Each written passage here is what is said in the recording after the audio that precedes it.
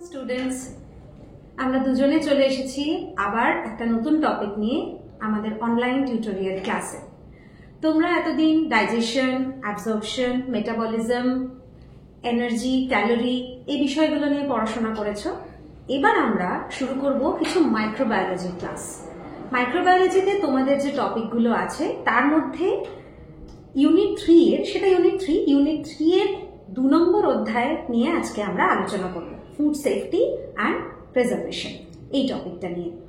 আমি Moumita Banerjee, assistant teacher of nutrition, Santoshpur Shri Gouranga Vidyapith. আমার সঙ্গে আছেন নমস্কার, আমি জয়া চক্রবর্তী, সহশিক্ষিকা, ঢাকুরিয়া পরেশনাথ বালিকা বিদ্যালয়। তো এক্ষুনি মমতা ম্যাডাম যেটা বললেন যে আজকে আমরা শুরু করছি ইউনিট 3, সেমিস্টার 3 এর ইউনিট 3। তার মধ্যে রয়েছে দুটো চ্যাপ্টার।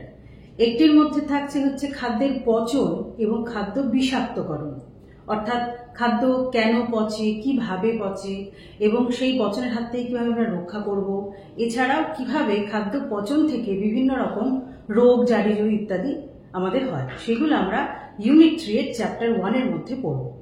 এবং তারপরে রয়েছে ইউনিট 3 এর চ্যাপ্টার 2, যার মধ্যে রয়েছে ফুড সেফটি অ্যান্ড প্রিজার্ভেশন, অর্থাৎ খাদ্যের নিরাপত্তা এবং খাদ্য সংরক্ষণ, অর্থাৎ খাদ্যটাকে আমরা কেন নিরাপদ রাখবো বা নিরাপদ রাখার জন্য কি কি ব্যবস্থা নেওয়া হয়েছে, এবং তারপরে থাকছে হচ্ছে নিরাপদ রেখে আমরা কিভাবে খাদ্যটাকে সুরক্ষিত রাখতে পারবো অনেক দিন, অর্থাৎ খাদ্য সংরক্ষণ, সেই সংরক্ষণের পদ্ধতিগুলো, কি কি পদ্ধতি ব্যবহার হয়, তাদের সুবিধা অসুবিধা বা কি নীতি ব্যবহার করে সেগুলোকে সংরক্ষণ করা হয়, সেগুলোর ঘরোয়া পদ্ধতিও আমরা পড়ব এবং একই সাথে আমরা নানা রকম বাণিজ্যিক পদ্ধতিও পড়ব।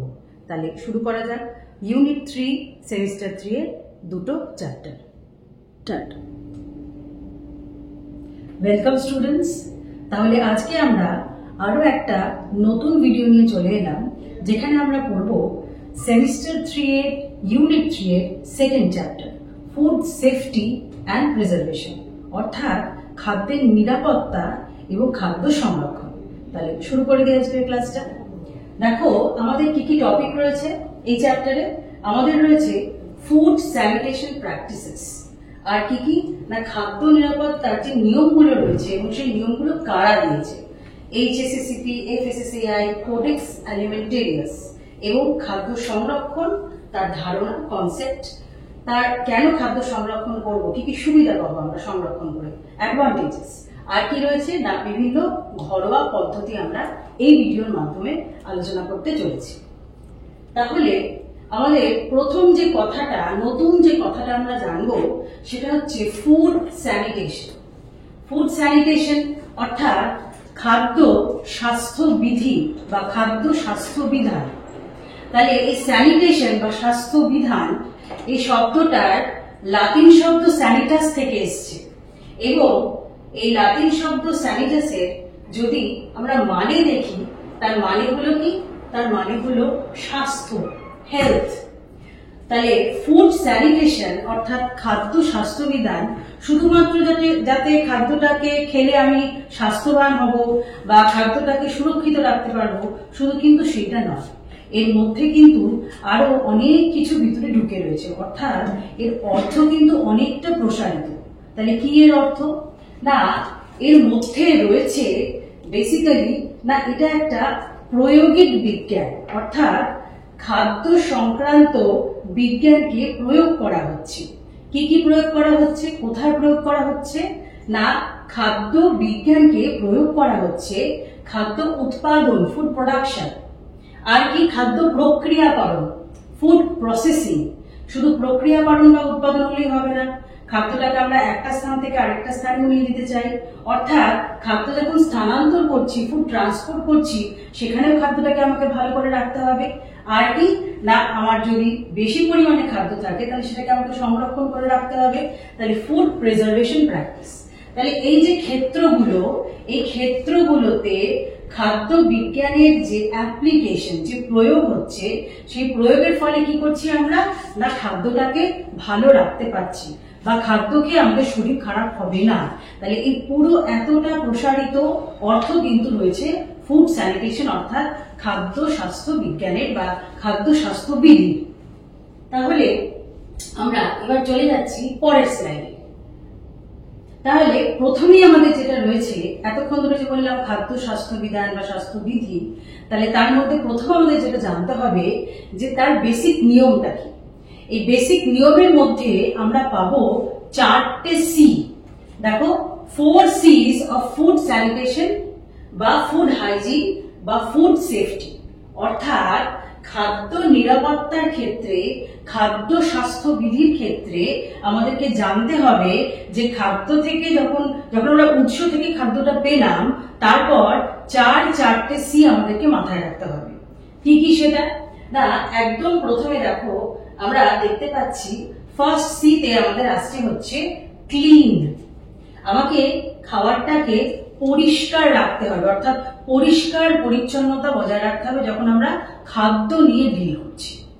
সেকেন্ড দিকে আসছে দেখো ক্রস কন্টামিনেশন প্রিভেনশন, অর্থাৎ আমাদেরকে প্রতিরোধ করতে হবে যাতে ক্রস সংক্রমণ না হয়, অর্থাৎ যে খাদ্যটা আগে থাকতেই সংক্রামিত রয়েছে বা সংক্রমণের কোনো উৎস থেকে আমাকে ভালো খাদ্যটাকে আলাদা রাখতে হবে।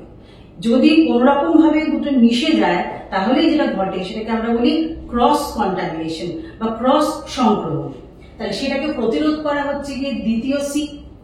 3 নম্বর সি হলো রন্ধন, কুক, অর্থাৎ রন্ধন সেটা কিন্তু তাপমাত্রা প্রয়োগের দ্বারা খাদ্যটাকে আমরা নিরাপদ রাখতে পারবো। তাহলে এই সি, থার্ড সি হচ্ছে কি কুক, কুকিং এর দ্বারা আমরা কিন্তু ফুডটাকে সেফ রাখতে পারবো।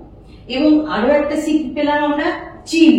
চিল অর্থাৎ এই কথাটার মানে হচ্ছে যে খাবারটাকে ঠান্ডা রাখতে হবে। কিরকম ঠান্ডা রাখতে হবে? না, সেটা রেফ্রিজারেশন অর্থাৎ হিমায়িতকরণ, সেই রূপে কিন্তু আমাকে এটাকে ঠান্ডা রাখতে হবে। তাহলে আমি 4টে সি আমরা পড়লাম ফুড সেফটি বা ফুড স্যানিটেশনের। তার মধ্যে কি কি পেলাম? প্রথমে হচ্ছে খাবারটাকে পরিষ্কার রাখা, যে উৎস থেকে আসছে আসার পরেই আমাকে পরিষ্কার রাখতে হবে, ক্লিন। তারপর আমরা করলাম হচ্ছে দ্বিতীয় সিতে ক্রস কন্টামিনেশন প্রিভেনশন, অর্থাৎ ক্রস সংক্রমণটাকে রোধ করব। 3 নম্বর সি হলো কুক, অর্থাৎ কি করতে হবে? রন্ধনের দ্বারা আমি খাবারটাকে ভালো রাখতে পারবো। আর 4 নম্বর হচ্ছে সেটাকে রেফ্রিজারেট করতে চাই আমরা, অর্থাৎ চিল, ঠান্ডা অবস্থায় আমাকে তুলে রাখতে হবে। তাহলে এইটা গেল হচ্ছে আমার 4C, ফুড স্যানিটেশনের 4C আমরা দেখলাম।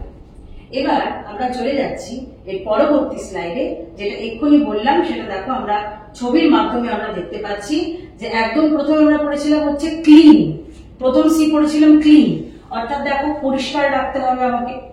সেকেন্ড সিতে আমরা কি পড়েছিলাম? আমরা পড়েছিলাম ক্রস কন্টামিনেশনটাকে আমাদেরকে রোধ করতে হবে। দেখো এখানে কাঁচা, এখানে আমরা মাংস দেখতে পাচ্ছি যার মধ্যে কিন্তু ব্যাকটেরিয়া থাকতেই পারে। যে কোনো প্রাণীজ উৎস থেকে আসছে মানে কিন্তু তার মধ্যে অবশ্যই ব্যাকটেরিয়া থাকতে পারে।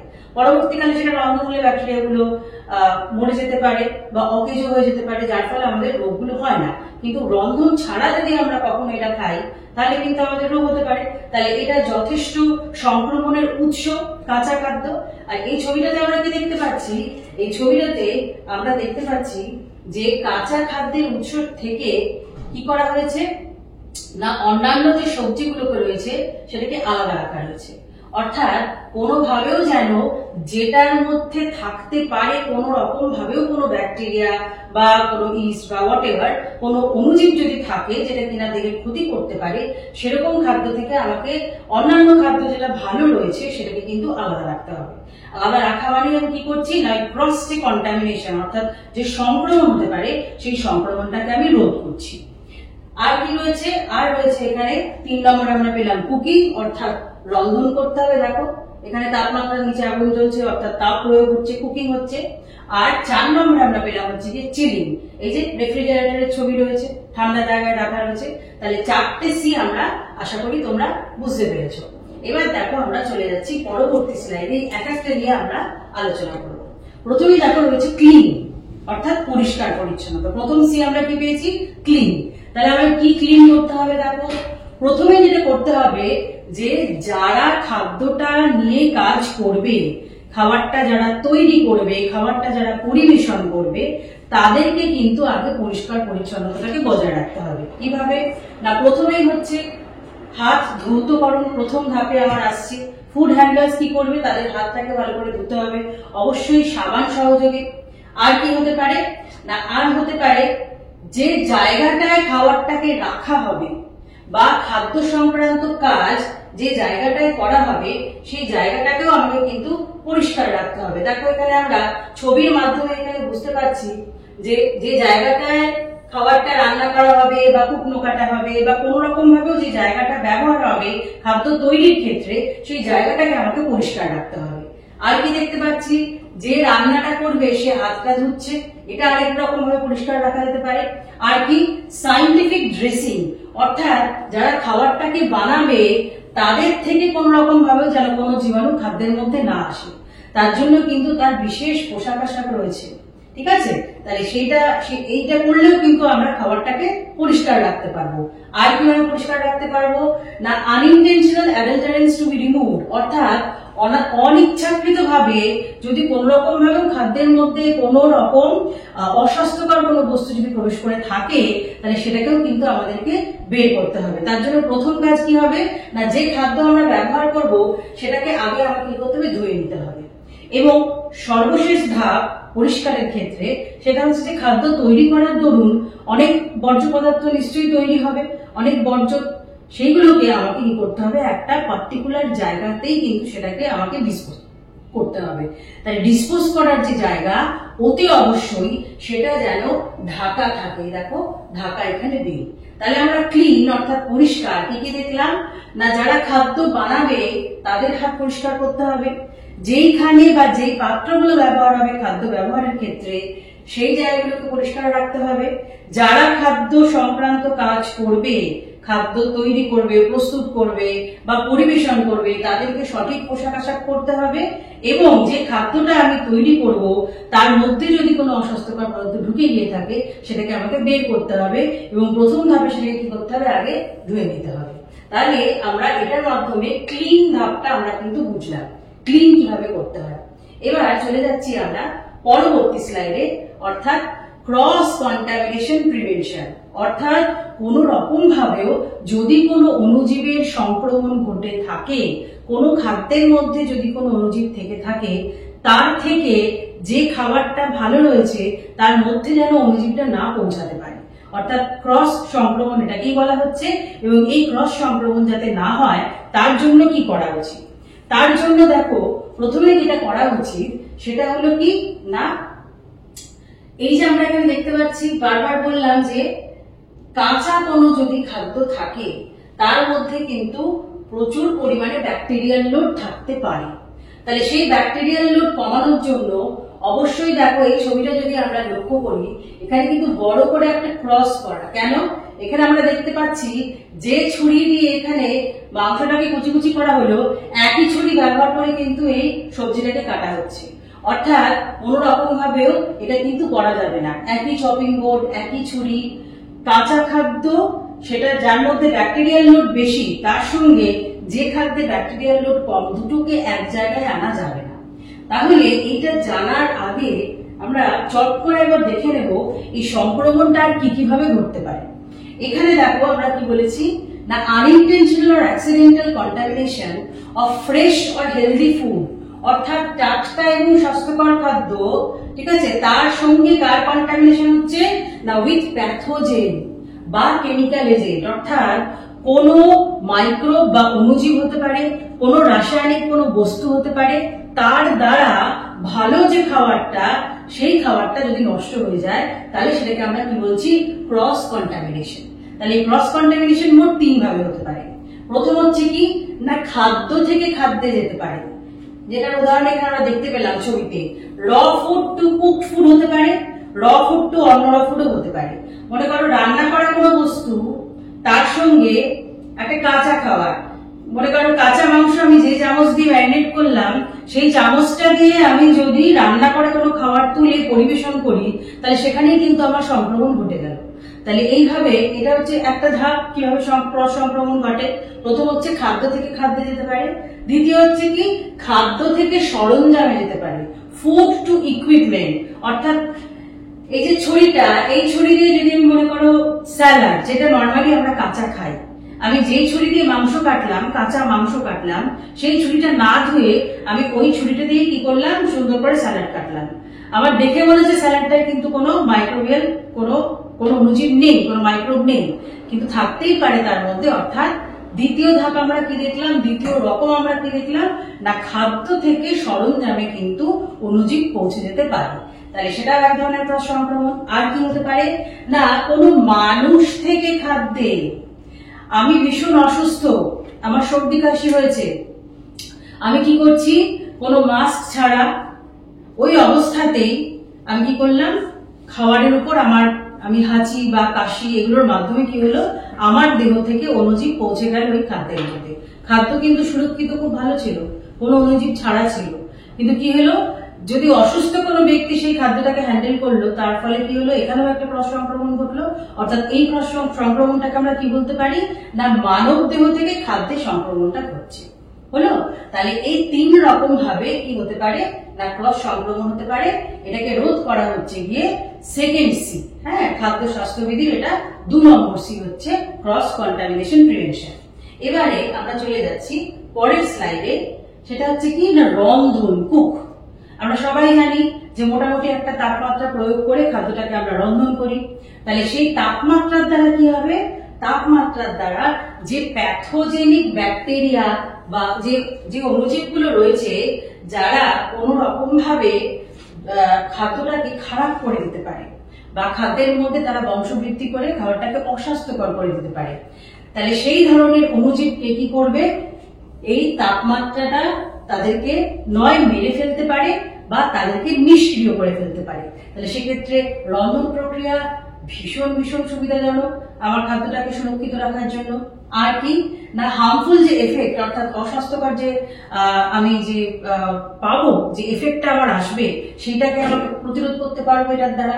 আর কি না, পার্টিকুলারলি কোন তাপমাত্রা ব্যবহার হচ্ছে এবং কতক্ষণ ব্যবহার হচ্ছে, এটা কিন্তু খুব খুব ইম্পর্টেন্ট।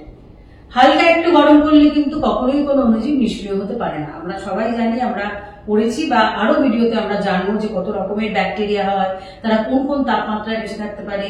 সেক্ষেত্রে পার্টিকুলারলি কিছু খাদ্য কিছু তাপমাত্রাতেই রন্ধন করতে হয়, অর্থাৎ সেই বিশেষ রন্ধন পদ্ধতির বিশেষ তাপমাত্রা কিন্তু বজায় রাখতে হবে, তা না হলে কিন্তু আমরা কিন্তু এই সংক্রমণ প্রতিরোধ করতে পারবো না।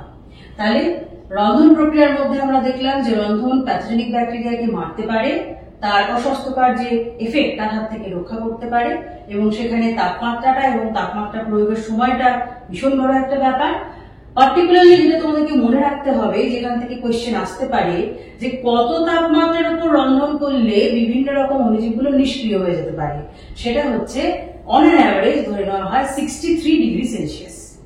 খাদ্য অণুজীব বিজ্ঞানীরা যারা রয়েছে তারা গবেষণা করে এটা বের করেছে যে যদি 63 ডিগ্রি সেলসিয়াসের উপরে তাপমাত্রা প্রয়োগ করে রন্ধন করা হয়, তাহলে কিন্তু অনেকটাই খাদ্যের মধ্যে থাকা অণুজীবকে আমরা নিষ্ক্রিয় করতে পারি। আর কি, যদি কখনো কোনো খাদ্যকে আমরা, হতেই তো পারে যে সকালে রান্না হয়েছে, আমরা ফ্রিজে তুলে রাখলাম, রাত্রিবেলা আবার বের করলাম, করে সেটাকে গরম করে আবার খাবো, তাহলে সেক্ষেত্রে আমি রিহিট করছি, অর্থাৎ আবার করে সেটাকে গরম করছি। তাহলে ফের করে যখন গরম করা হয়, তখন সেই রিহিটিং এর সময় কিন্তু তাপমাত্রাটা আবার 63 রাখলে চলবে না, আরো একটু বাড়াতে হবে, অর্থাৎ 74 ডিগ্রি সেলসিয়াস তাপমাত্রায় রিহিট করাটার কিন্তু অনুমোদন দিয়েছেন বিভিন্ন খাদ্য অণুজীব বিজ্ঞানীরা। তাহলে আমরা এই স্লাইডটার মাধ্যমে দেখলাম যে কিভাবে রন্ধন এবং রন্ধনের তাপমাত্রা দ্বারা আমরা অনেকটাই খাদ্যকে সুরক্ষিত রাখতে পারি। দেখো এখানে একটা থার্মোমিটারের ছবি দেওয়া রয়েছে, যেখানে লাল দিয়ে কিন্তু একটা ডেঞ্জার জোন দেখানো রয়েছে, অর্থাৎ এই যে 5 ডিগ্রি থেকে 60 ডিগ্রি এই যে তাপমাত্রা, এই তাপমাত্রায় কিন্তু মারাত্মক রকমের অণুজীবরা তাদের বংশ বিস্তার করতে পারে। ফলে সেই রকম তাপমাত্রায় রাখা খাদ্য যদি বেশিক্ষণ বাইরে থাকে, ফ্রিজের বাইরে থাকে, তাহলে কিন্তু সেটা যদি আমরা খাই, তাহলে কিন্তু অনেক ক্ষেত্রে অনেক মানুষের কিন্তু শরীরটা খারাপ হতে পারে, খাদ্য বিষাক্তকরণ করতে পারে সেই অণুজীবটার দ্বারা। আর তাহলে এখানে দেখতে পাচ্ছি যে এখানে যে 5 ডিগ্রির নিচে গেল তখন কিন্তু লাল দাগটা নেই, এটা কোল্ড ফুড জোন বলা হচ্ছে, অর্থাৎ কিন্তু এটা অনেকটাই নিরাপদ ধরা যেতে পারে। এবং অথবা উচ্চ তাপমাত্রায় 60 এর উপরে যেই তাপটা গেল তখনও কিন্তু অনেকটাই নিরাপদ ধরা যায়, কেননা ওই তাপমাত্রাতে অনেক ব্যাকটেরিয়া কিন্তু নিষ্ক্রিয় হয়ে পড়ে। তাহলে পার্টিকুলারলি আমাদের কি মাথায় রাখতে হবে, 5 থেকে 7 এই টেম্পারেচার রেঞ্জের মধ্যে কিন্তু সহজেই খাবারটা নষ্ট হয়ে যেতে পারে। কেন না, তার মধ্যে থাকা অণুজীবগুলো কিন্তু তখনও যথেষ্ট সক্রিয় রয়েছে, এবং সক্রিয় থাকলে তারা কি করবে, তারা বংশ বিস্তার করবে এবং খাবারটাকে খারাপ করে দিতে পারে। তাহলে এই স্লাইডের মাধ্যমে আমরা কি দেখলাম, আমরা রন্ধন অর্থাৎ থার্ড সিটা আমরা দেখলাম। এবারে আমরা চলে যাচ্ছি এর পরের স্লাইডে, যেখানে আমরা দেখবো হচ্ছে চিল, অর্থাৎ খাবারটাকে ঠান্ডা রাখতে হবে। দেখো কি হয়, কেন খাবারটাকে আমরা ঠান্ডা রাখবো না, ফ্রিজিং টেম্পারেচারটা কি করে, ফ্রিজিং টেম্পারেচারটা অতি অবশ্যই খাবারের মধ্যে থাকা যে মাইক্রো অণুজীবগুলো রয়েছে তাদের বৃদ্ধিকে তারা স্থগিত করে দেয়, অ্যারেস্ট মাইক্রোবিয়াল গ্রোথ। ফ্রিজিং, যার ফলে কি হবে, খাদ্যজনিত যে রোগগুলো হতে পারে, খাদ্য বিষক্রিয়াকরণ যেগুলো হতে পারে সেগুলো অনেকটাই রোধ করা যায়, রিডিউসেস ফুডবোর্ন ইলনেস। পার্টিকুলারলি কাদের ক্ষেত্রে আমরা এই কথাটা বলছি, যারা সহজে পচনশীল যে খাদ্যগুলো অর্থাৎ পেরিশেবল ফুড যেগুলো, সেইগুলোকে পার্টিকুলারলি কিন্তু আমাদেরকে অবশ্যই রেফ্রিজারেট করতে হবে, কেননা তারা খুব সহজে পচন তারা হয়। ওই যে একটু আগে উদাহরণ দিলাম যে কাঁচা মাছ বা মাংস আমরা কি বাইরে রেখে দিই, কখনোই রাখি না। যদি বেশি থাকে রান্না হওয়ার, মানে রান্না করতে লাগবে না এরকম পরিমাণে যদি কাঁচা বেশি থেকে যায়, তাহলে সেটা সবার আগে আমরা কি করি, আমরা আগে রেফ্রিজারেটরে ঢুকাই। তাহলে কারণটা হচ্ছে কি, কারণ তারা পচনশীল খাদ্য এবং খুব তাড়াতাড়ি তাদের মধ্যে কি হবে, ব্যাকটেরিয়াল গ্রোথ হবে। যাহাতে আমি তাদেরকে রেফ্রিজারেটরে রাখবো, অর্থাৎ ঠান্ডা তাপমাত্রাটা তারা পাবে, অর্থাৎ এই যে 5-এর নিচে যে চলে যাবে তাপমাত্রাটা, তখন কি হবে, এই যে অণুজীবগুলো রয়েছে তারা কিন্তু নিষ্ক্রিয় হয়ে যাবে, তারা আর বংশবৃদ্ধি করতে পারবে না, ফলে খাদ্যের পচনটাও রোধ করা যাবে। আর কি, কিছু এমন খাবার থাকে যেগুলো খেয়ে নেওয়ার পরেও আমরা কি করি, রেখে দিই। তো যেই খাবারগুলো বাইরে রয়েছে, যেটাকে আমরা বলছি যেটা বাড়তি খাবার, লেফট ওভার ফুড যেটাকে আমরা বলছি, যেটা আমার ওই দিনকে আর লাগলো না, আমি এবার তুলে রাখবো, তাহলে সেই তুলে রাখার টাইমে কি বলা রয়েছে না, left over food to be refrigerated within 2 hours of serving. অর্থাৎ আমি পরিবেশন করলাম, তারপরে আরো 2 ঘন্টা 3 ঘন্টা বাইরে পড়ে রয়েছে, 2 ঘন্টা টাইমটা যেই পেরিয়ে যাবে তার মধ্যে থাকা অণুজীবগুলো কিন্তু আবার সক্রিয় হয়ে উঠবে এবং সেটা কিন্তু আবার তাদের বংশবৃদ্ধি করতে থাকবে। তো সেক্ষেত্রে যেটা লেফট ওভার ফুড, যে খাবারটা আমার বেঁচে গেল, সেটাকে আমাকে কতক্ষণের মধ্যে তুলে রাখতে হবে রেফ্রিজারেটরে, 2 ঘন্টার মধ্যে আমাকে তুলে রাখতে হবে।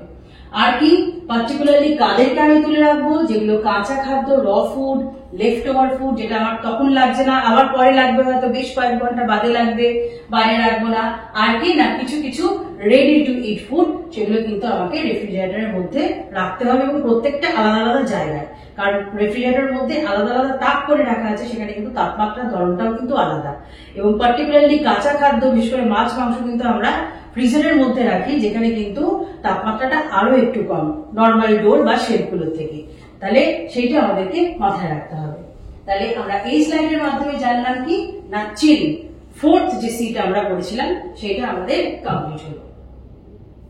এবারে দেখো, এই যে ছবিটা আমরা দেখতে পাচ্ছি, একটু আগে বলেছিলাম যে ফুড সেফটি যারা ডিল করছে, যারা খাদ্য প্রস্তুতিকরণ বা খাদ্য পরিবেশনের সঙ্গে যারা যুক্ত রয়েছে, তারা তো অনেকক্ষণ টাইম খাদ্যের সঙ্গে থাকছে, ফলে তাদের দেহ থেকেও কিন্তু কোনো অণুজীব বা বাহ্যিক কোনো যেটা স্বাস্থ্যের পক্ষে ভালো নয় সেরকম কোনো বস্তু বা পদার্থ কিন্তু খাদ্যের মধ্যে প্রবেশ করতেই পারে। তাহলে সেটাকে রোধ করার জন্য কি করা উচিত, তাদের কিন্তু কিছু সেফটি মেজার ফলো করা উচিত, তাদের কিন্তু বিশেষ কিছু নিয়ম ফলো করা উচিত, যার দ্বারা কিন্তু খাদ্যের এই বিষাক্তকরণ বা খাদ্যের পচন বা খাদ্যটাকে স্বাস্থ্যসম্মত রাখার জন্য কিন্তু তাদেরকে এই কাজটা করা উচিত। দেখো এই ছবিটার মাধ্যমে আমরা কি দেখতে পাচ্ছি, একদিকে দেখো সব ক্রস দেওয়া লাল দিয়ে বলা রয়েছে, আর একদিকে সব টিক চিহ্ন, অর্থাৎ এটা আমার করা উচিত, গ্রিন যে দিকটা, আর লাল যে দিকটা সেটা আমার করা উচিত না। দেখো এখানে আমরা কি দেখতে পাচ্ছি, এখানে আমরা ছবিটা দেখতে পাচ্ছি যে এইখানে এই ব্যক্তিটির যখন সে রন্ধন করছে তার এই হেডগিয়ারের নিচে কিন্তু চুল বেরিয়ে রয়েছে, তাহলে এটা কিন্তু একেবারেই উচিত না, ঠিক আছে। ছেঁড়া জামা কাপড়, সঠিক ইউনিফর্ম নয়, ওপেন কোনো কাট রয়েছে, এইগুলোর দ্বারা কিন্তু কি হতে পারে, সহজেই ব্যক্তি থেকে খাদ্যের মধ্যে, যে বললাম হিউম্যান টু ফুড ট্রান্সমিশন করলাম, ব্যক্তি থেকে খাদ্যের মধ্যে অণুজীবের সংক্রমণ ঘটতে পারে। তাহলে কি কি করা উচিত, অবশ্যই প্রপার ড্রেসে থাকতে হবে, মাথার হেডগিয়ার রাখতে হবে, চুল ক্যাপের নিচে যাবে, আলাদা করে কোনো লম্বা ঝোলা কানের দুল চলবে না, বাইরে পকেট ঝুলছে, পকেটের মধ্যে নানা রকম জিনিস রয়েছে, সেগুলো যেন না থাকে। পরিষ্কার পরিচ্ছন্ন জামা, নিট অ্যান্ড ক্লিন ক্লোথ, আলাদা করে হাতে বড় নোখ রাখা বা আংটি সমেতই খাবারটাকে তুলছে, সেরকম যেন না হয়। রিস্ট ওয়াচ খাবারের মধ্যে চুয়ে যাচ্ছে, বা ওপেন কোনো কাট রয়েছে, সেখানে কোনো ব্যান্ডেজ নেই, এরকম ধরনের যদি তার থাকে সেটা কিন্তু একেবারেই চলবে না। তাহলে এখানে আমরা দেখলাম যে পার্সোনাল হাইজিন, যে আমার ব্যক্তিগত যে স্বাস্থ্যবিধি, সেটা কিন্তু আমাকে বজায় রাখতে হবে। না রাখলে কিন্তু আমি যদি ফুড হ্যান্ডলার হই, আমি যদি খাদ্য সংক্রান্ত কোনো কাজ করি, খাদ্য প্রস্তুতিকরণ বা খাদ্য পরিবেশনের সংক্রান্ত আমি যদি কোনো কাজ করি, সেক্ষেত্রে কিন্তু সেটা যথেষ্ট ঝুঁকিপূর্ণ হয়ে দাঁড়াবে। এবার দেখো আমরা চলে যাচ্ছি পরের স্লাইডে। সেটাতে আমরা কি দেখছি না, দেখো আমরা দেখতে পাচ্ছি তাহলে খাদ্য নিরাপত্তা, ফুড সেফটি, খাদ্যকে নিরাপদ রাখতে গেলে অনেকগুলো নিয়ম কিন্তু আমাদেরকে পালন করতে হবে। এবং সেই নিয়মটা কে বলে দিয়েছে? সেই নিয়মটা বলে দিয়েছে ভারত সরকারেরই অধীনে একটি অথরিটি, যার নাম হচ্ছে FSSAI। আমরা পরে FSSAI সংক্রান্ত আমরা আরো একটু ডিটেইলে আলোচনা করব। এখন আপাতত আমরা এই নিয়মগুলোতে একটু আলোকপাত করছি। এই নিয়মটা বলে দিয়েছে FSSAI, food safety and standards authority of India. সেই অথরিটি বলে দিয়েছে এই 12টা নিয়ম মেনে চললে তবেই কিন্তু খাদ্যকে নিরাপদ রাখা সম্ভব হবে। তাই সেই 12টা নিয়ম কি কি? প্রথম নিয়মটা কি বলছে না, clean food premises, regular pest control. অর্থাৎ যেখানে খাবারটা তৈরি হচ্ছে বা পরিবেশন হচ্ছে, সেই জায়গাটাকে যথেষ্ট পরিষ্কার রাখতে হবে এবং অবশ্যই যাতে কোনো পোকামাকড় না আসে সেরকম পেস্ট কন্ট্রোলের ব্যবস্থাও কিন্তু রাখতে হবে। সেকেন্ড নিয়ম কি বলছে না, সেফ পোর্টেবল ওয়াটার। যে খাদ্যটা তৈরি হবে, যে জলটা ব্যবহার হবে খাদ্য তৈরি করার জন্য, সেই জলটা যেন অবশ্যই নিরাপদ হয়, সেফ ড্রিঙ্কিং ওয়াটার হয়। নিরাপদ পানীয় জল ব্যবহার দ্বারাই কিন্তু খাদ্যটা যেন প্রস্তুত করা হয়। এটা হচ্ছে 2 নম্বর নিয়ম। 3 নম্বর নিয়ম কি? পর্যাপ্ত পরিমাণে তাপ দিয়ে যেন খাদ্যটিকে রন্ধন করা হয়। Heat the food thoroughly. যখন আমরা রন্ধন করার পর মনে করো আবারও রিহিট করছি, তখনও থরলি করতে হবে। আর নর্মাল যখন রন্ধন করা হচ্ছে তাপমাত্রা প্রয়োগের দ্বারা, তখনও কিন্তু পর্যাপ্ত তাপমাত্রা প্রয়োগের দ্বারাই কিন্তু খাদ্যটাকে আমরা ভালো রাখতে পারবো। এবং সেই তাপমাত্রাটা FSSAI কি বলে দিয়েছে? Above 60 degree. আর কি, যখন সেটাকে আমি ঠান্ডা রাখছি খাবারটাকে, তখন 5 ডিগ্রির নিচে ঠান্ডা রাখতে বলছি। আর যখন ফ্রিজ করা হচ্ছে, সেটাকে রাখতে হবে -18 ডিগ্রিতে। আর কি বলছে 5 নম্বর নিয়ম না, keep vegetable and animal food raw and cook food separate. এটা নিয়ে প্রথম থেকে আমি বারবার বলছি যে যেটা ফ্লেশ ফুড, পার্টিকুলারলি মাছ মাংস কাঁচা অবস্থায় যেটা আসছে, তার মধ্যে ব্যাকটেরিয়াগুলো অনেক বেশি থাকে। সেজন্য সেটার সাথে যেন কোনো রকম ভাবে যে সবজি পাতিগুলোকে আমাদেরকে খেতে হবে, যেখানে হয়তো কম তাপ প্রয়োগ করে আমরা রান্না করব, তাদের থেকে যেন এই কাঁচা খাদ্যকে আলাদা আলাদা জায়গায় রাখা হয়। আর কি বলছে 6 নম্বর পয়েন্ট, হাইজিনিক ইউনিফর্ম অফ হ্যান্ডলার্স। যারা খাদ্য নিয়ে কাজ করছে, তাদের যে ইউনিফর্মটা, যে বস্ত্রটা তারা পরবে, সেটা যেন বিজ্ঞানসম্মত হয়। একটু আগেই আমরা ছবি দেখে নিয়েছি কিরকম ভাবে বিজ্ঞানসম্মত করা যাবে। আর কি না, ক্লিন ইকুইপমেন্ট ইউজ। যে বাসনপত্র ব্যবহার হচ্ছে, যে সরঞ্জাম ব্যবহার হচ্ছে, সেগুলো কিন্তু যেন পরিষ্কার পরিচ্ছন্ন অবস্থায় ব্যবহার করা হয়। Close West bin for waste disposal. রন্ধন কক্ষে যেখানে আমার বর্জ্যগুলো আমি ফেলছি, সেই জায়গাটা অর্থাৎ ওয়েস্ট বিনে আমরা ফেলি, সেই ওয়েস্ট বিনটা যেন অতি অবশ্যই ঢাকা দেওয়া হয়। কেন না, ওয়েস্ট বিন থেকে আমরা বুঝতেই পারছি একটা গন্ধ আসতে পারে, এবং সেই গন্ধ পেয়েই কিন্তু আরো বেশি করে পোকামাকড় আরো আসবে।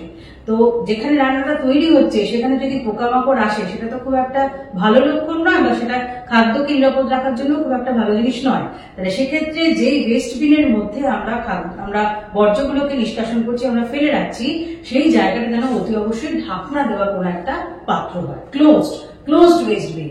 9 নম্বর নিয়ম কি বলছে না, avoid food handling by ill people. যারা অসুস্থ, একান্তই তাদেরকে দিয়ে কিন্তু করানোটা একেবারেই উচিত নয়। মানে কখনোই সেটা যেন খুব একটা ভালো জিনিস সেটা কিন্তু হবে না। কারণ যারা অসুস্থ তার মানে বোঝাই যাচ্ছে যে তাদের দেহের মধ্যে নিশ্চয়ই কোনো সংক্রমণ হলেও হতে পারে, সেটা একেবারেই উড়িয়ে দেওয়া যাচ্ছে না। তাহলে সেক্ষেত্রে যারা সংক্রামিত ব্যক্তি তাদের দিয়ে অন্য কোনো খাদ্য রন্ধন করানো সেটা কিন্তু খুব একটা ভালো ব্যাপার নয়। তাহলে সেটা আমরা করলাম হচ্ছে গিয়ে 9 নম্বর পয়েন্ট। 10 নম্বর পয়েন্ট কি বলছে? হ্যান্ড ওয়াশিং কখন? Before and after use of toilet. যখন রান্না করতে কোনো ব্যক্তি এলো তার আগে তো সে হাত অবশ্যই ধোবে। আমরা প্রথম 4C এর ফার্স্ট সিতেই আমরা পড়েছি ক্লিন হ্যান্ডস। তাহলে সেগুলো থাকছেই। বাড়তি এফএসএসসিআই কি নিয়ম বলছে না, তারা বলছেন যে টয়লেট ব্যবহারের পরে অতি অবশ্যই যেন হাতটা সে পরিষ্কার করে ধোয় এবং তবেই সে আবার খাদ্য সংক্রান্ত কোনো কাজে নিযুক্ত হতে পারে। 11 নম্বর পয়েন্ট কি বলছে? Separate duster for surface and utensil. খাদ্য যে পাত্রের মধ্যে রাখা হবে সেইটার সাথে সেইটা যে কাপড় বা যে ন্যাকড়া আমরা ব্যবহার করি পরিষ্কার করার, সেই ন্যাকড়া যেন কোনো রকম ভাবেও যেখানে খাদ্যটা রন্ধন করা হচ্ছে যে এরিয়াটার উপর রেখে কোন রকম ভাবে আমরা চপিং বা কাটিং এই ব্যাপারগুলো করছি, সেই জায়গাটা যেন কোন রকম ভাবে ওই একই কাপড় দিয়ে বা ডাস্টার দিয়ে পরিষ্কার করার জন্য ব্যবহার না হয়। তাহলে সেক্ষেত্রেও কিন্তু একটা ক্রস কন্টামিনেশনের একটা আশঙ্কা থেকে যাচ্ছে। সেই কারণেই কিন্তু বলা হয়েছে যে সেপারেট ডাস্টার। আর কি না, যদি কোনো কারণে যে খাদ্য প্রস্তুত করছে তার যদি কোনো কারণে হাতে কোনো ওপেন কাট থাকে, কেটে গেছে বা ছড়ে গেছে, সেখান থেকে রক্ত ঝরছে, সেটা কোন রকম ভাবেও যেন না থাকে, ওপেন অবস্থায় যেন না থাকে। অর্থাৎ ওয়াটারপ্রুফ ব্যান্ডেজ সে যেন ব্যবহার করে তার কাজটার বুঝার জন্য। তাহলে এই যে 12টা নিয়ম আমরা করলাম, এই 12টা নিয়ম হচ্ছে রুলস ফর ফুড সেফটি বা গাইডলাইন্স, খাদ্যকে নিরাপদ রাখার যে নিয়মাবলী, সেই 12টা নিয়মাবলী আমরা করলাম। এবং সেই নিয়মাবলীটা কারা দিয়েছেন? দিয়েছে একটা বিশেষ অথরিটি যার নাম food safety standard authority of India, FSSAI। তাহলে মোটামুটি আমরা নিয়মগুলো জানলাম কিভাবে খাদ্যকে নিরাপদ আমরা রাখতে পারি। এবার আমরা চলে যাচ্ছি পরবর্তী স্লাইডে। আচ্ছা, এবার দুটো নতুন কথা আমরা আমাদের সিলেবাসের মধ্যে দেখতে পাবো। তার মধ্যে প্রথম যেটা আমি এখানে দেখতে পাচ্ছি HACCP। HACCP টা তাহলে কি না, যদি এটার আমি ফুল ফর্মটা দেখি, সম্পূর্ণ নামটা আমি পড়ি, কি বলছে? The Hazard analysis and critical control point. আমি সব ছাত্রছাত্রীদেরকে বলবো অতি অবশ্যই এটার ফুল ফর্মটা কিন্তু তোমরা ইংলিশে পড়ার চেষ্টা করো। কারণ কোয়েশ্চেন যখন থাকবে, পার্টিকুলারলি এরকম ধরনের কোয়েশ্চেন যদি আসে ফুল ফর্ম লেখার HACCP, সেখানে কিন্তু অপশনটা অতি অবশ্যই সেটা থাকবে হচ্ছে গিয়ে ইংলিশে। তাই বারবার বলছি HACCP দুটো যেহেতু সি আছে, কন্ট্রোলটা আগে আছে না কন্ট্রোলটা পরে আছে নাকি ক্রিটিক্যালটা আগে আছে, সেটা দেখে নিয়ে তোমরা পড়বে। তাহলে HACCP ফুল ফর্ম আমরা কি পেলাম? Hazard analysis critical control point. তাহলে এই ব্যাপারটা কি? এই ব্যাপারটা হলো একটা বিশেষ ব্যবস্থাপনা। না কিসের ব্যবস্থাপনা? দেখো আমরা এখানে দেখতে পাচ্ছি যে special management scheme for food safety and hygiene. অর্থাৎ খাদ্যকে আমি যদি নিরাপদ রাখতে চাই এবং স্বাস্থ্যসম্মত অবস্থায় রাখতে চাই খাদ্যকে, তাহলে তার জন্য আমার কি ব্যবস্থাপনা হওয়া উচিত, সেই ব্যবস্থাপনা সংক্রান্ত যে ব্যাপারটা তাকেই আমরা কি বলবো? HACCP। তাহলে তার মধ্যে কি কি রয়েছে? এই ব্যবস্থাপনার মধ্যে কি কি ঢুকে রয়েছে? প্রথমেই রয়েছে কি? Identify food risk. অর্থাৎ ঝুঁকিপূর্ণ কোনো অবস্থা আমাকে বের করতে হবে। খাদ্য সংক্রান্ত যদি কোনো ঝুঁকি থেকে থাকে, যেখানে আমি খাবারটা রান্না করছি বা যে খাদ্যটা আমি তৈরি করতে চলেছি বা যে খাদ্যটা আমি গ্রহণ করছি, সেইটা সংক্রান্ত ঝুঁকিগুলো কোথায় কোথায় সেইটা আগে বের করতে হবে। তাহলে এই ব্যবস্থাপনার মধ্যে কি রয়েছে? Identify risk. তারপরে কি? যেই ঝুঁকিটা আমার নির্ণয় হলো, সেই ঝুঁকিটাকে কি করতে হবে না কন্ট্রোল, রিডিউস অ্যান্ড প্রিভেন্ট। অর্থাৎ সেটাকে নিয়ন্ত্রণ করা, সেটাকে কমিয়ে আনা বা একেবারে প্রতিরোধ করা, যাতে সেই ঝুঁকিটা না থাকে। আর কি? Internationally accredited strict food hygiene in every stage. অর্থাৎ শুধু যে খাদ্য তৈরির টাইমে আমি ঝুঁকিগুলোকে দেখলাম বা সেগুলোকে নিয়ন্ত্রণ করলাম তা কিন্তু নয়। এই ব্যবস্থাপনাটা কার কার ক্ষেত্রে প্রযোজ্য? খাদ্য তৈরি, ফুড প্রোডাকশন, সেটা তো থাকছেই। আর কি খাদ্য প্রক্রিয়াকরণ, অর্থাৎ বাণিজ্যিকভাবে যদি খাদ্য শিল্পে খাদ্য প্রক্রিয়াকরণ ঘটে তাহলে সেটার ক্ষেত্রেও কিন্তু অতি অবশ্যই এইচএসিসিপি ব্যবস্থাপনাটা কিন্তু মাথায় রাখতে হবে। তাহলে খাদ্য তৈরি, খাদ্য প্রক্রিয়াকরণ, এবার খাদ্য তৈরি হয়ে গেল, খাদ্যটাকে যখন সংরক্ষণ করা হচ্ছে তখনও কিন্তু এই ব্যবস্থাপনা আসবে, অর্থাৎ ফুড স্টোরেজ, এবং পরবর্তী ক্ষেত্রে খাদ্যটাকে যখন নিয়ে সেটাকে পরিবেশন করা হচ্ছে অর্থাৎ হ্যান্ডলিং এবং সার্ভিস, অর্থাৎ 5টা আমি ক্ষেত্র পেলাম যেখানে এই এইচএসিসিপিটা প্রয়োগ করা হয়, এই ব্যবস্থাপনাটা প্রয়োগ করা উচিত। কি খাদ্য উৎপাদন প্রোডাকশন, খাদ্য প্রক্রিয়াকরণ প্রসেসিং, খাদ্য সংরক্ষণ স্টোরেজ অফ ফুড, খাদ্যটাকে যে হ্যান্ডেল করছে ব্যবহার করছে খাদ্যটাকে, এবং কি না খাদ্যটাকে পরিবেশন করার ক্ষেত্রেও কিন্তু এই নিয়মটা চলে আসছে। তাহলে মোটামুটি আমরা কি দেখলাম যে এইচএসিসিপি হলো একটা ব্যবস্থাপনা, একটা কঠোর ব্যবস্থাপনা। কিসের ব্যবস্থাপনা?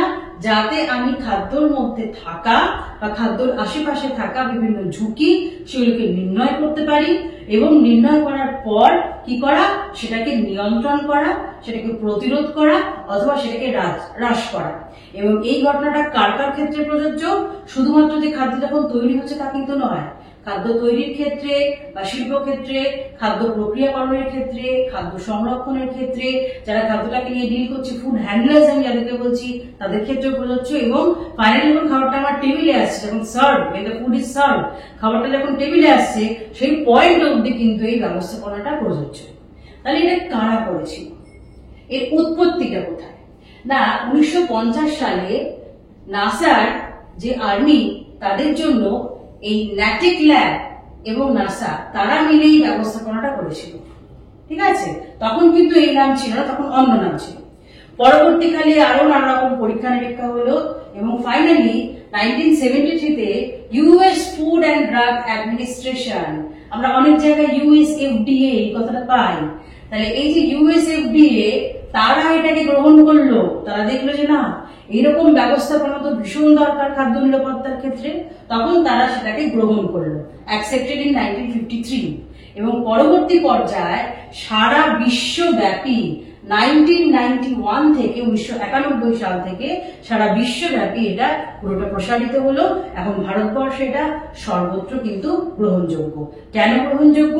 কারণ এটা কি করে, এটা হচ্ছে একটা বিশেষ ব্যবস্থাপনা যার দ্বারা আমরা কি করতে পারি, খাদ্যকে সুরক্ষিত এবং স্বাস্থ্যসম্মত রাখতে পারি। তাহলে আমরা এটার মাধ্যমে আমরা জানলাম এইচএসিসিপি ব্যাপারটা কি। এবার দেখো আমি চলে যাচ্ছি, এইচএসিসিপি তার 7টা নীতি রয়েছে।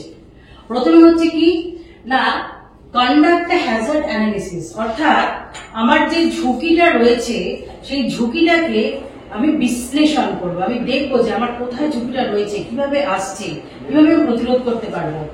সেকেন্ড হচ্ছে কি ক্রিটিক্যাল কন্ট্রোল পয়েন্ট, খুব খুব ইম্পর্টেন্ট, ক্রিটিক্যাল কন্ট্রোল পয়েন্ট। তাহলে ক্রিটিক্যাল কন্ট্রোল পয়েন্ট মানে হচ্ছে সেই পার্টিকুলার পয়েন্ট যেখানে আমি সেই ঝুঁকিটাকে আমি নিয়ন্ত্রণ করতে পারবো। ওই জায়গা থেকে যদি আমি কাট অফ করে দিই ঝুঁকিটা, তাহলে পরবর্তী ক্ষেত্রে কি হবে, আমার খাবারটা নিরাপদ থাকবে। তাহলে সেটা হচ্ছে ক্রিটিক্যাল কন্ট্রোল পয়েন্ট। আর কি না একটা লিমিট সেট করা, সেট ক্রিটিক্যাল লিমিট, মানে আমি এই নিয়মের বাইরে আমি বেরোবো না, আমার খাদ্যটাকে এই স্তর থেকে এই স্তরে আনতে গেলে খাদ্যটার এই নিয়মগুলো মানতে হবে, তাহলে সেই লিমিটগুলো আমাকে জানতে হবে।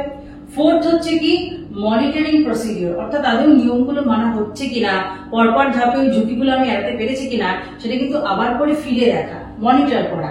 আর কি ইমপ্লিমেন্ট কারেক্টিভ অ্যাকশন, যদি সেইটা মনিটর করার টাইমে যদি দেখা গেল যে না এই জায়গায় কোথাও একটা ভুল হচ্ছে আমাদের, না আমরা বাজার থেকে আনছি এনে আমরা ধুচ্ছি ঠিকই, কিন্তু তারপর তার সাথে জল সমেত আমরা ফ্রিজে ঢুকিয়ে দিলাম, এরকম যদি এলোমেলো কিছু নিয়ম হয় তাহলে সেই নিয়মগুলোকে কিন্তু আমাকে ফের করে ঠিক করতে হবে, অর্থাৎ কারেক্টিভ মেজার আমাকে নিতে হবে। সেটা হচ্ছে 5 নম্বর। আর কি ভেরিফিকেশন প্রসিডিওর, এই যে বললাম যে আমি কি ভাবে পরপর ধাপগুলো যাচ্ছি সেটাকে আমাকে ভেরিফাই করতে হবে। এবং লাস্ট যে ধাপটা ক্রিয়েট রেকর্ড কিপিং প্রসিডিওর, অর্থাৎ প্রত্যেকদিন কি কিভাবে খাবারটা কোন কোন পয়েন্ট দিয়ে এলো, কি কিভাবে সেটাকে তৈরি করা হলো, ফাইনালি খাবার টেবিলে কিভাবে যাচ্ছে। এটা একটা রেস্টুরেন্ট সেটআপের ক্ষেত্রে আমি বললাম। এবার যদি আমি ধরে নিই কোনো খাদ্য শিল্পে তারা র মেটেরিয়াল কিভাবে আনছে, কি করে আনছে, আনার টাইমে কি কি ঝুঁকি রয়েছে, আনার পর কোথায় রাখা হচ্ছে সেখানে কি কি ঝুঁকি রয়েছে, অর্থাৎ প্রত্যেকটা ধাপে ঝুঁকিগুলোকে বের করা এবং পার্টিকুলারলি কোন পয়েন্টে ঝুঁকিটা হতে পারে সেটা নির্ণয় করা, ঝুঁকি যদি থেকে থাকে সেটাকে আমি কি করে প্রতিরোধ করব সেইটা দেখা, প্রতিরোধ করার জন্য বারংবার সেটাকে চেক করা, এবং শুধু চেক করা এগুলো না, একটা রেকর্ড রাখা যে আমার এই তারিখে এই দিনকে এই হচ্ছে, যা ঘটনা ঘটবে সেটা একটা রেকর্ডের মাধ্যমে রাখা, তাহলে কিন্তু আমাদের চোখের সামনে ভাসবে যে কোন জায়গায় ঝুঁকিগুলো রয়েছে। এবং তাহলে সাতটা ধাপের দ্বারা বা সাতটা নীতির দ্বারা কিন্তু এই HACCP এই ব্যাপারটা ইমপ্লিমেন্ট করা হয়, প্রয়োগ করা হয়। তাহলে আমরা এটার দ্বারা দেখলাম যে HACCP কটা নীতি রয়েছে, 7টা, যেটা কিন্তু খুব ইম্পর্টেন্ট।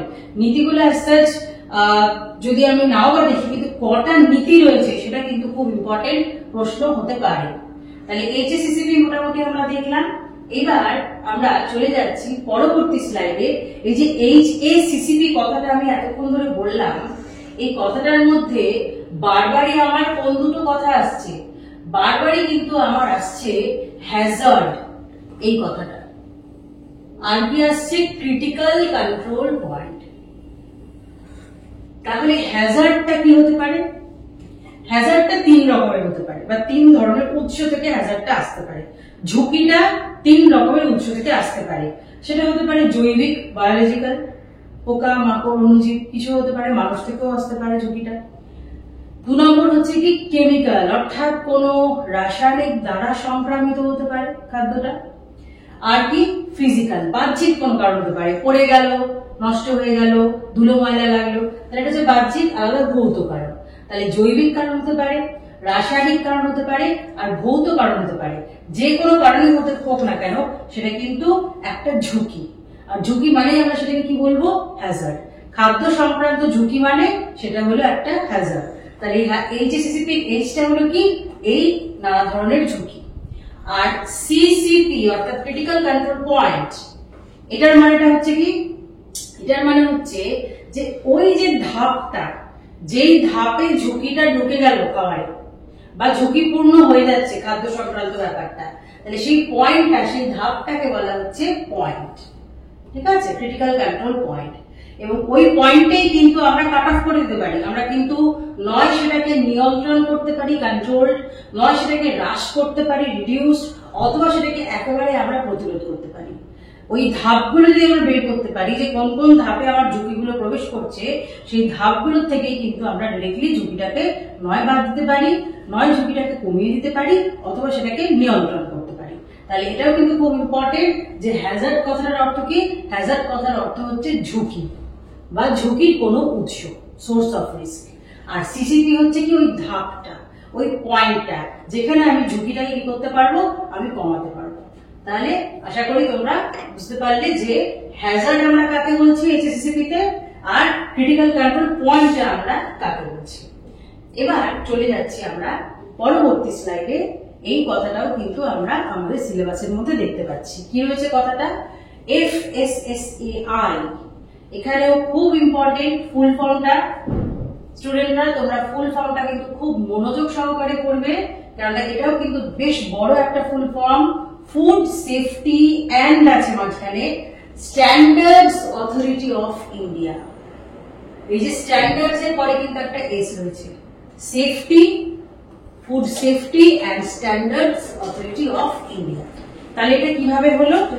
এটা কিন্তু একটা বিশেষ অ্যাক্টের মাধ্যমে একটা আলাদা ল করে তার আন্ডারে কিন্তু ভারত সরকার এই নিয়মটাকে এনেছে। সেই লটা হচ্ছে একটা স্ট্যাটিউটরি অ্যাক্ট অফ ইন্ডিয়া। কবে হয়েছিল সেই নিয়মটা? সেই লটা এসেছিল 2006-এ। সেই লয়ের আন্ডারে কি হয়েছিল না, এই অথরিটির আন্ডারে এই নিয়মটা শুরু হলো, FSSAI। তাহলে FSSAI এর ফুল ফর্ম আমরা দেখলাম, কবে সেটা শুরু হয়েছিল সেটা আমরা দেখলাম, কে শুরু করেছিল সেটাও আমরা দেখলাম।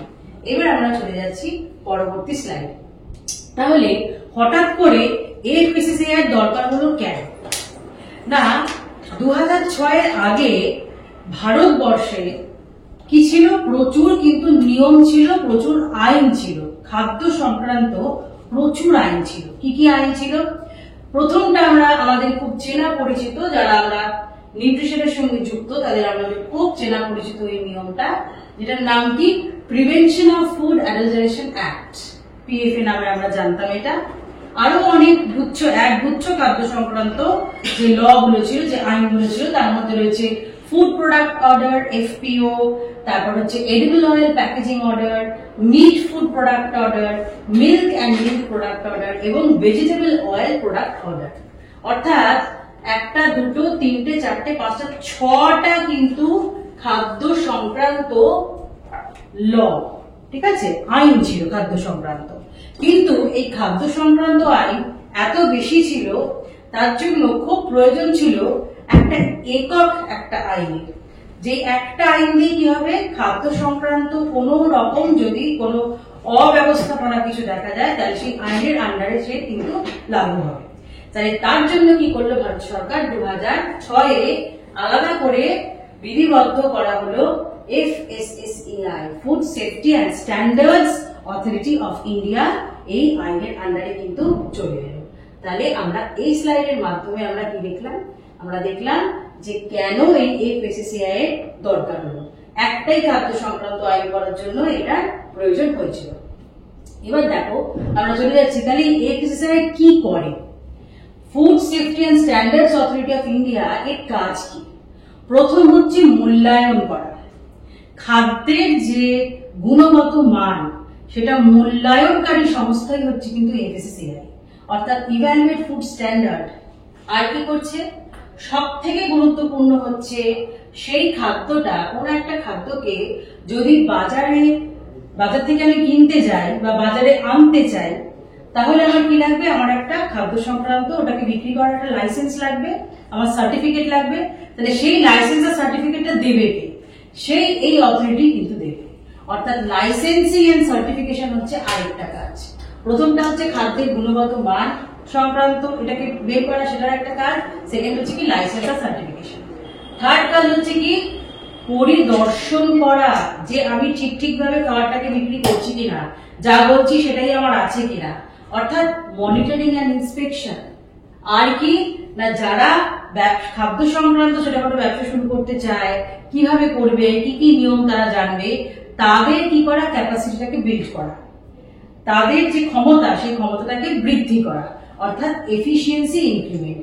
তাহলে এই 4টে প্রধান কাজের মধ্যেও আরো ছোট ছোট অনেক কাজ ঢুকে রয়েছে, কিন্তু প্রধান কাজ হচ্ছে এই 4টে।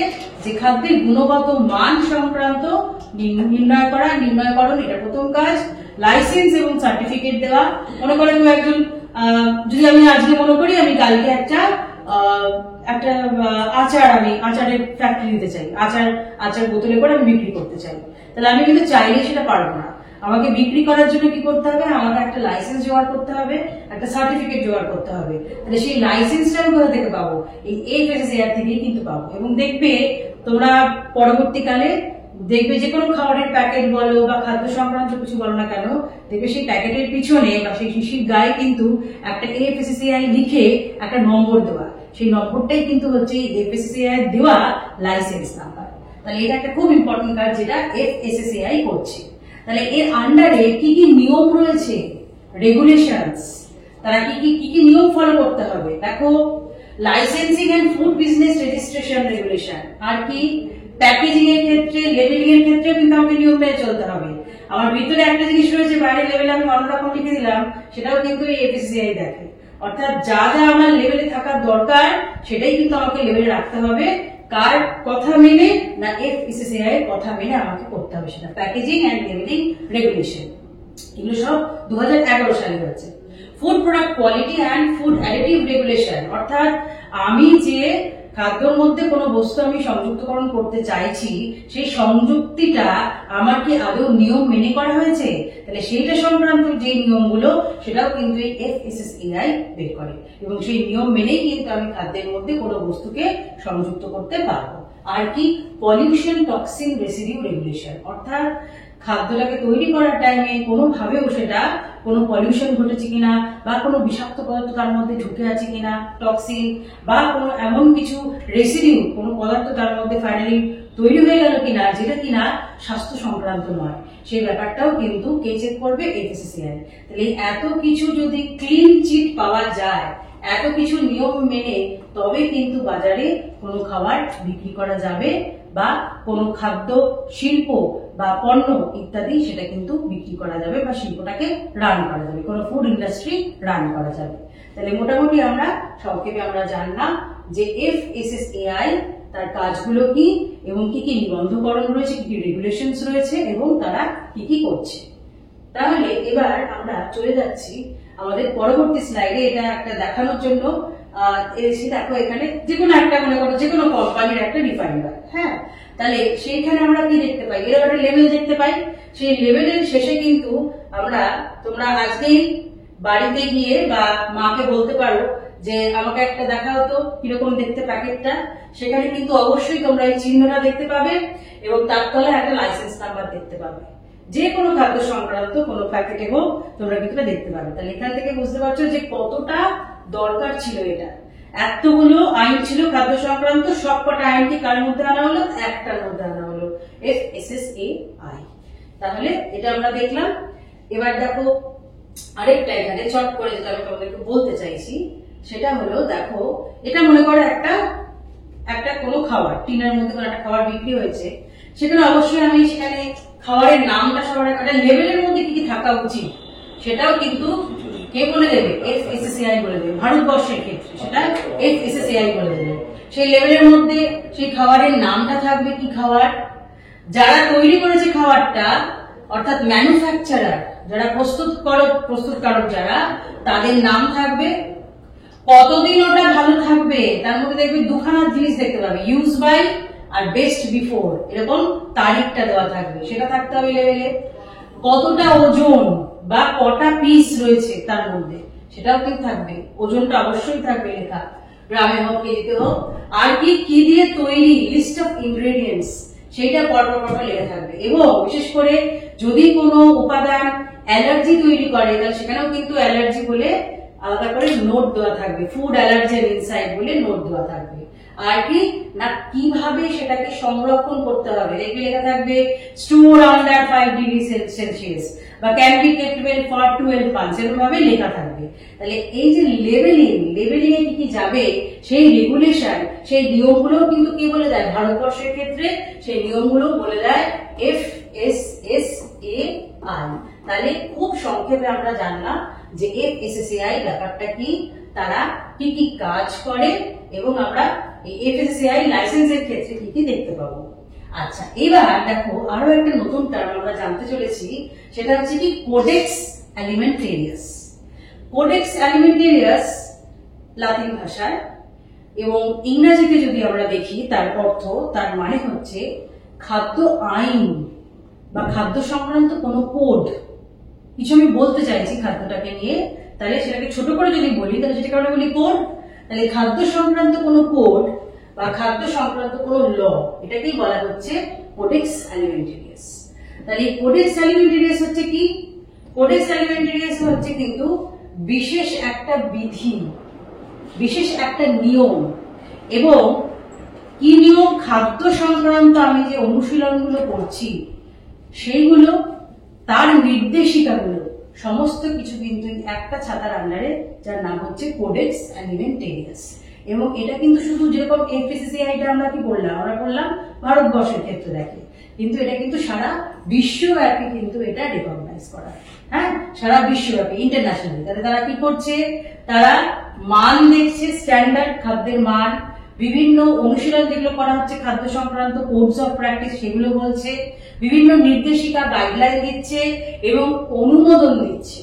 তাহলে সেই অনুমোদনটা, এই যে পুরো কোডেক্স অ্যালিমেন্টারিয়াস, এই ব্যাপারটা কোথা থেকে এলো না, food and agricultural organisation, FAO যেটা আমরা জানি, সেই ফুড অ্যান্ড এগ্রিকালচারাল অর্গানাইজেশন এবং ওয়ার্ল্ড হেলথ অর্গানাইজেশন WHO, সবই কিন্তু রাষ্ট্রসংঘের অধীনে রয়েছে, ইউনাইটেড নেশনস এর আন্ডারে রয়েছে।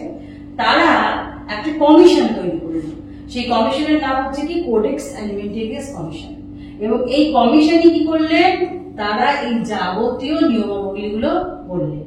এবং কার ক্ষেত্রে এই নিয়মগুলো প্রযোজ্য, যে কোনো খাদ্যের প্রস্তুতিকরণ, ফুড প্রোডাকশন অ্যান্ড ফুড, আর কি খাদ্যের লেবেলিং, একটু আগে লেবেল দেখালাম একটা, আর কি খাদ্য নিরাপত্তা, এই এতগুলো ক্ষেত্রতে এইটা কিন্তু প্রযোজ্য।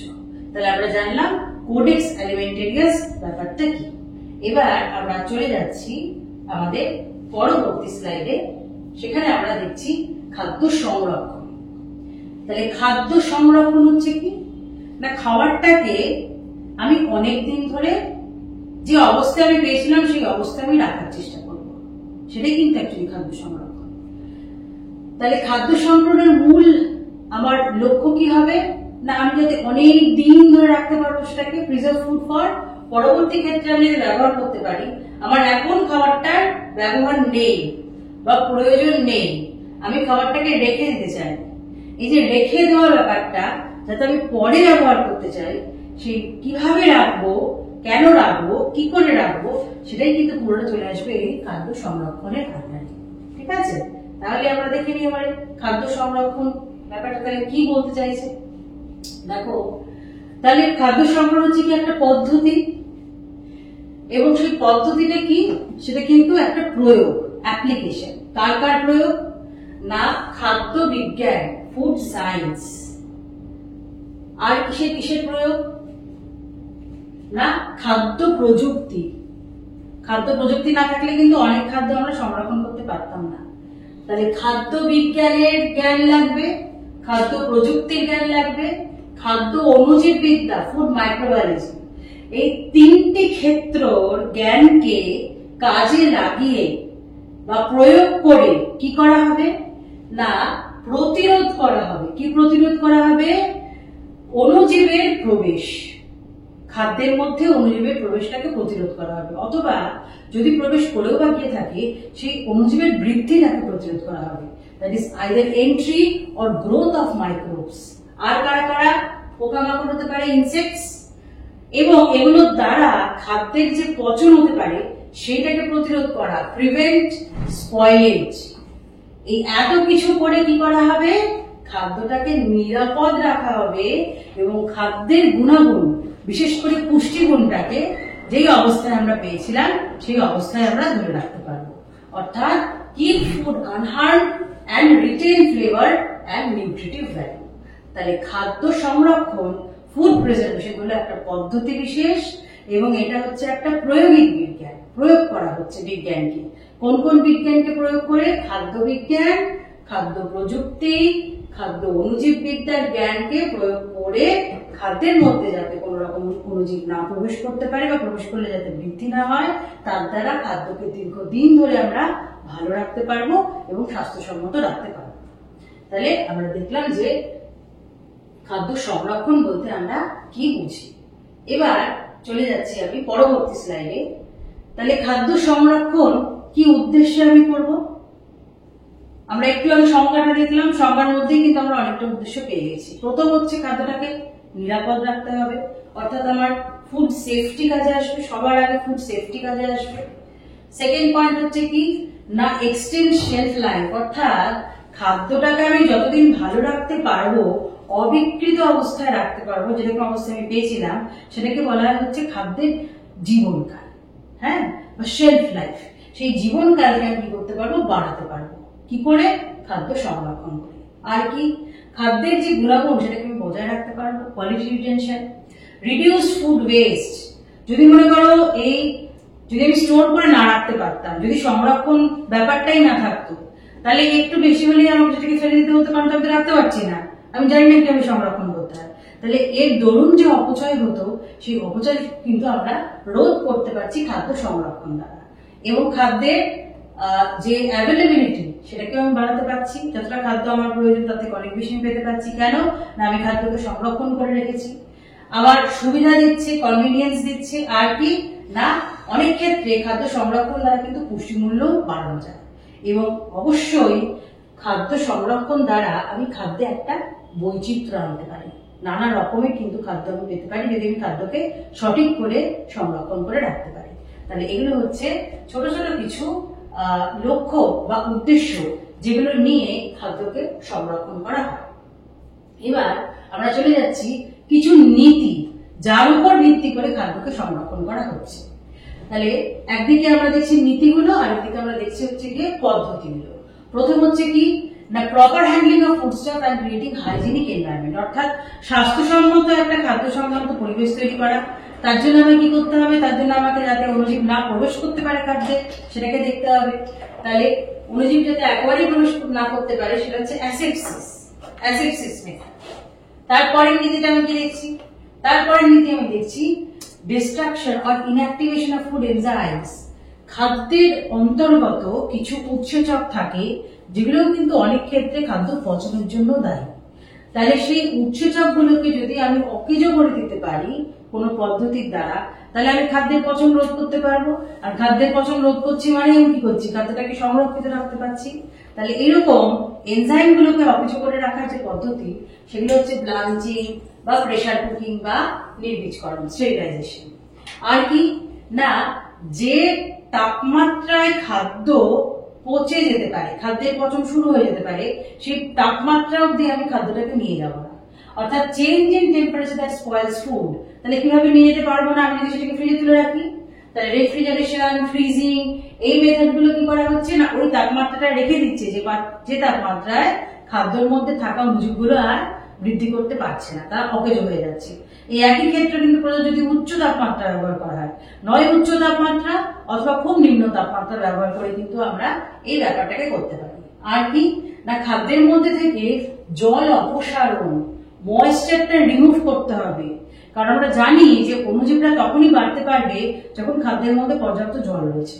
তাহলে খাদ্যে থাকা জলটাকে যদি আমরা কোনোভাবেও বের করে দিতে পারি তাহলে আমি অণুজীবের সংখ্যা একটা কমিয়ে ফেলতে পারবো বা তাদের বৃদ্ধিটাকে আমি রোধ করতে পারবো। তাহলে সেটা হচ্ছে ড্রাই মেথড রয়েছে। আর কি, বায়ু নিষ্কাশন, রিমুভাল অফ এয়ার। অনেক অণুজীব রয়েছে যারা অবায়বীয় পরিবেশে তারা কিন্তু বেঁচে থাকতে পারে না। তাহলে আমি বায়বীয় পরিবেশটাকেই বাদ দিয়ে দেবো। কিভাবে করা হয়? বায়ু নিরুদ্ধকরণ, অ্যাসেপ্টিক ক্যানিং এর মধ্যে রয়েছে বা বোতলের মধ্যে রাখা, যার মধ্যে বায়ু নিরুদ্ধকরণ করলাম। ভ্যাকুয়াম প্যাকিং, এগুলো কিন্তু রয়েছে মেথড। আর কি না, ওই পার্টিকুলার পিএইচ ভ্যালু, যে পিএইচ ভ্যালুতে খাদ্যের মধ্যে থাকা অণুজীবগুলো বৃদ্ধি করতে পারে, সেই পিএইচ ভ্যালুতে আমি যাবো না। নয় তার থেকে অনেক কমিয়ে দেবো অথবা তার থেকে অনেক বাড়িয়ে দেবো। তার ক্ষেত্রে কি করা হয়? নয় নুন বা চিনি বা নানা রকম অ্যাসিড প্রয়োগের দ্বারা বা প্রিজারভেটিভ সংরক্ষক দ্বারা, রাসায়নিক সংরক্ষক দ্বারা খাদ্য সংরক্ষণ করা যায়।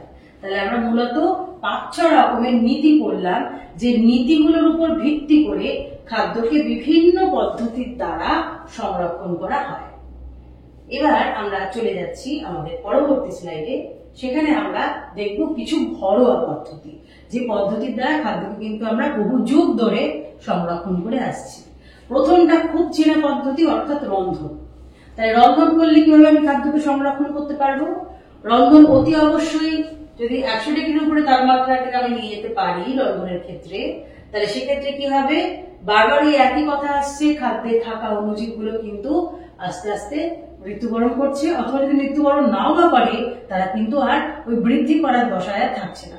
ফলে খাদ্য পচনটাকে অনেকটাই রোধ করতে পারছে। আর কি, এটার দ্বারা আমরা খাদ্যের যে পরিপাক যোগ্যতা সেটাকেও আমরা বাড়াতে পারছি। তাহলে এটা একটা বিশেষ সুবিধা। ড্রাই আর ময়েস্ট হিট এমপ্লয়, মানে খাদ্য যখন রন্ধন হচ্ছে তখন না শুষ্কতা অথবা সেটা বাষ্প দ্বারা বা জল প্রয়োগের দ্বারা সেটা কিন্তু তাপটা খাদ্যের মধ্যে প্রবেশ করছে। বিভিন্ন উদাহরণস্বরূপ আমরা অলরেডি এগুলো সেমিস্টার 2-তে আমরা অনেকটাই এগুলো পড়ে নিয়েছি, যেমন বেকিং, ব্রয়লিং, বয়লিং, রোস্টিং, স্টিউইং। এই পদ্ধতিগুলো হচ্ছে বিশেষ রন্ধন পদ্ধতি, এবং প্রত্যেকটা দ্বারাই কিন্তু মূল উদ্দেশ্য হচ্ছে খাদ্যের জীবনকালটাকে বাড়ানো, খাদ্যের মধ্যে থাকা অণুজীবকে নিষ্ক্রিয় করে তোলা। অর্থাৎ এর ফলে কি হচ্ছে? Self life increase. হ্যাঁ, যেমন মনে করো কাঁচা মাছ আমি তো রেখে দিতে পারবো না, কাঁচা মাছ আমি কি করতে হবে? সংরক্ষণ করতে হবে। তাহলে কাঁচা মাছ যদি সংরক্ষণ না করে আমি এমনি রেখে দিতাম, সেটা হয়তো কয়েক ঘন্টায় নষ্ট হয়ে যাবে। কিন্তু সেটা যদি আমি রেফ্রিজারেট করতে পারি, অর্থাৎ ভালো করে সংরক্ষণ করতে পারি, তাহলে আমার কি হবে? তাহলে সেটাকে আগে তার জীবনকালটাকে বাড়িয়ে দিলাম, অর্থাৎ অনেকদিন ধরে আমি ব্যবহার করতে পারবো। আর কি রয়েছে দেখো, এই পরবর্তী স্লাইডে আমরা চলে যাচ্ছি। পরের স্লাইডে আমাদের রয়েছে আরেকটা হাউসহোল্ড মেথড, হ্যাঁ, সেটা হচ্ছে কি ব্লাঞ্চিং, অর্থাৎ একটু ভাপিয়ে নেওয়া। ব্লাঞ্চিং কথাটা তোমাদেরকে বলছে, কিন্তু ইংলিশেও তোমরা এই টার্মটা পড়বে, কারণ ব্লাঞ্চিংটা দিয়েই কিন্তু তোমাদের আসতে পারে কোয়েশ্চেন। কি করা হচ্ছে না, ফুটন্ত জলটার মধ্যে সবজিগুলোকে খানিকক্ষণ চুবিয়ে রাখা হচ্ছে, 2 থেকে 5 মিনিট চুবিয়ে রাখা হচ্ছে, এবং তারপর সেটাকে সেখান থেকে তুলে নিয়ে ঠান্ডা পাত্রের মধ্যে প্রায় বরফ ঠান্ডা জলের মধ্যে সেটাকে প্রায় 15 মিনিট ধরে রেখে দেওয়া হচ্ছে। কি হলো, প্রথমে ভাপানো হলো। কিসে ভাপানো হলো? একেবারে ফুটন্ত জলের মধ্যে রেখে ভাপানো হলো। কতক্ষণ রাখা হলো? 2 থেকে 5 মিনিট। এবং তারপরে কি করা হলো, সেটা 15 মিনিট ধরে ঠান্ডা করা হলো।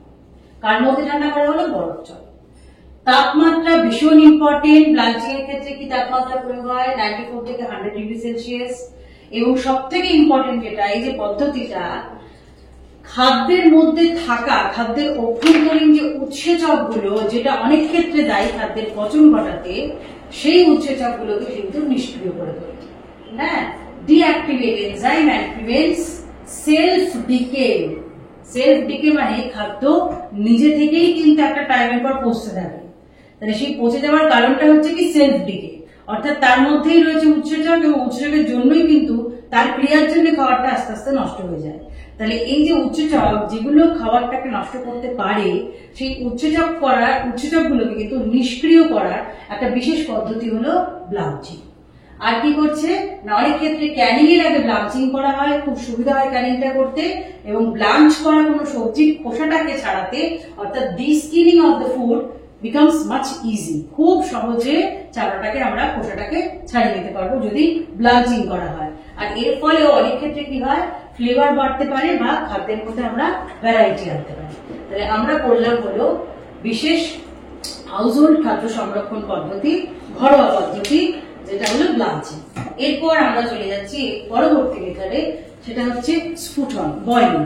অর্থাৎ আমরা সবাই জানি এখানে জল ব্যবহার করা হয়, জলে তাপমাত্রা প্রয়োগ করা হয়, এবং তার দ্বারা ফুটন্ত অবস্থায় সেই জলের মধ্যে রেখে খাদ্যটিকে রন্ধন করা হয়। অবশ্যই তাপমাত্রা 100 ডিগ্রি সেলসিয়াস, এবং এর ফলে বহু ব্যাকটেরিয়া বা ইস্ট, যারা অনেক ক্ষেত্রে আমাদের রোগ করতে পারতো, অর্থাৎ প্যাথোজেনিক যে মাইক্রোব গুলো, সেগুলো কিন্তু খুব সহজে কিন্তু নষ্ট হয়ে যায়। এবং যে খাদ্যটা আমরা এই বয়লিং পদ্ধতির দ্বারা, স্ফুটন পদ্ধতির দ্বারা যে খাদ্যটা আমরা রন্ধন করছি, সেই খাদ্যটাও কিন্তু সুসিদ্ধ হয়, থরলি কুকড। তাহলে আমরা চলে যাচ্ছি এর পরবর্তী স্লাইডে। আরো একটি ঘরোয়া পদ্ধতি আমরা দেখবো, সেটা হচ্ছে সান ড্রাইং। আমি কোনো মেশিন কিন্তু বলছি না, যেহেতু ঘরোয়া পদ্ধতি বলছি আমরা, এখানে আমরা বললাম প্রাকৃতিক ভাবে সূর্যের আলোর দ্বারা, সূর্যের বিকিরণ দ্বারা কি করা হচ্ছে, খাদ্যকে শুষ্ককরণ করা হচ্ছে। কারণ আমরা জানি যে খাদ্যের মধ্যে যত জল থাকবে তত সে পচনশীল হবে, তত তাড়াতাড়ি সেখানে মাইক্রোবস অ্যাটাক করবে, সেখানে অণুজীবগুলো আরো সংখ্যা বৃদ্ধি পাবে। তাহলে যাতে তাদের বৃদ্ধিটাকে রোধ করা যায়, সেজন্য কি করা যায়, জলটাকে অপসারণ করা হচ্ছে। কার মাধ্যমে? না, সূর্যের আলো সেটাকে শুকনো করা হচ্ছে। তাহলে এটা অত্যন্ত পুরনো একটা পদ্ধতি, এজ ওল্ড মেথড।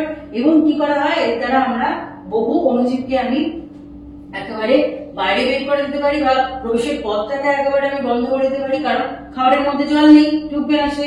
আর এর ফলে কি হবে, খাদ্যের যে জীবনকাল, যে সক্রিয় যে জীবনকালটা, অর্থাৎ শেলফ লাইফ যেটাকে আমরা বলি, সেটা অনেকটা বাড়বে। আর পুনরায় আবার করে কোনো অণুজীব দ্বারা সংক্রমণের হার কিন্তু অনেকটা কমে যাবে। কেন কমে যাবে? কারণ আমরা তো জলটাকে বের করে নিয়েছি। তাহলে জলই যদি না পাবে, তাহলে ভিতরে আবার করে কি হবে, ঢুকবে অণুজীবরা। সেজন্য অণুজীবরা কিন্তু পরবর্তীকালে প্রবেশ করতে পারবে না। তাহলে এটা খুব ইম্পর্টেন্ট একটা ঘরোয়া পদ্ধতি, যার দ্বারা কিন্তু আমরা দীর্ঘদিন ধরে আমরা সংরক্ষণ করতে পারি। এবং এর পরের ধাপে আমরা চলে যাচ্ছি, আমরা পরের স্লাইডে চলে যাচ্ছি, সেটা হলো বিভিন্ন রকম অ্যাসিডের ব্যবহার। ঠিক আছে, কেন অ্যাসিডের ব্যবহার? কারণ এটা নীতি হলো কি না, পিএইচ মাত্রাটাকে চেঞ্জ করা। তাহলে অ্যাসিডের ব্যবহার ক্ষেত্রে আমরা কি কি ব্যবহার করতে পারি? আমরা ব্যবহার করতে পারি লেবুর রস, লেমন জুস, যার মধ্যে সাইট্রিক অ্যাসিড রয়েছে, সেটা কমিয়ে দেবে পিএইচটাকে। বা acidic acid, dilute acidic acid, vinegar যেটাকে বলে থাকি আমরা, সেটাও কমিয়ে দেবে পিএইচ মাত্রা। বা তেঁতুল ব্যবহার করা যেতে পারে, টার্টারিক অ্যাসিড, এই প্রত্যেকটা ক্ষেত্রে এই জৈব অ্যাসিডগুলোর কাজ কি হবে? জৈব অ্যাসিডগুলোর দ্বারা খাদ্যের যে পিএইচ মাত্রা, সেই পিএইচ মাত্রাটা এমন একটা মাত্রায় নিয়ে যাওয়া হবে নিম্ন স্তরে, যেই পিএইচ মাত্রাতে কিন্তু কোনো অণুজীব আর বেঁচে থাকতে পারবে না, বা বেঁচে থাকলেও বা তারা কিন্তু আর সক্রিয় থাকবে না, ফলে সহজেই খাদ্যের পচনটাকে রোধ করা যাবে। তাহলে এটা আমরা আরো একটা পদ্ধতি করলাম। এবার আমরা চলে যাচ্ছি পরবর্তী পদ্ধতিতে, অর্থাৎ চিনি এবং লবণের ব্যবহার। এর দ্বারাও কি হচ্ছে? বহি অভিস্রবণ দ্বারা খাদ্যের মধ্যে থাকা যে জলটা, সেটা আস্তে আস্তে অপসারণ হচ্ছে। অর্থাৎ চিনি বা নুন প্রয়োগ করলে কি হবে? খাদ্যের ভিতরে থাকা জলটা বাইরে চলে আসবে। এর ফলে কি হবে? খাদ্যটা জল শূন্য হয়ে যাবে। জল শূন্য হওয়ার ফলে সেখানে ফের করে কোনো অণুজীবের আক্রমণ আমরা অনেকটা রোধ করতে পারবো এবং খাদ্যের যে জীবনকাল সেটা আমরা বাড়াতে পারবো।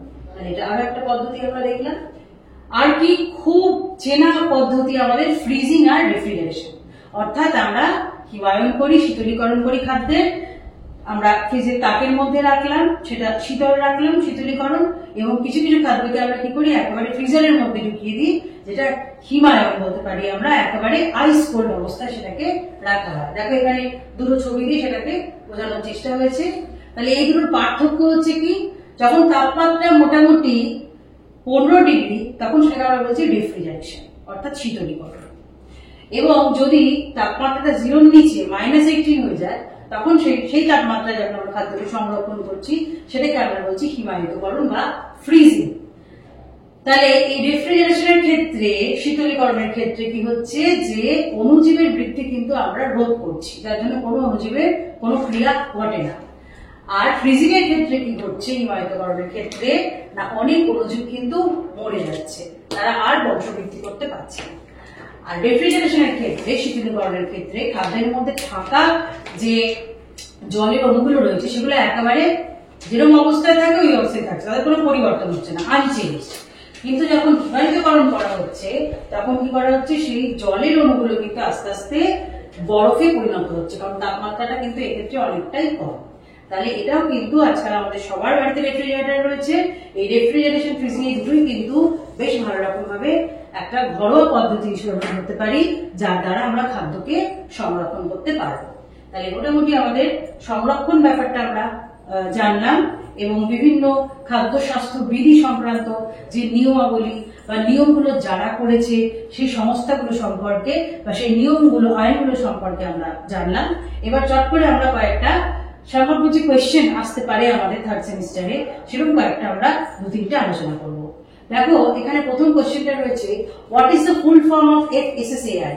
এরকম কিন্তু প্রত্যেকটার মধ্যেই কিন্তু FSSAI এই চারটেরই ফুল ফর্মের মতো কোনো না কোনো শব্দ থাকবে, কিন্তু তোমাদেরকে মাথায় রাখতে হবে কি না, প্রথম এসটা হচ্ছে সেফটি, আর পরের এসটা হচ্ছে স্ট্যান্ডার্ডস, পরে কিন্তু একটা এস আছে, আর মাঝখানে একটা অ্যান্ড আছে।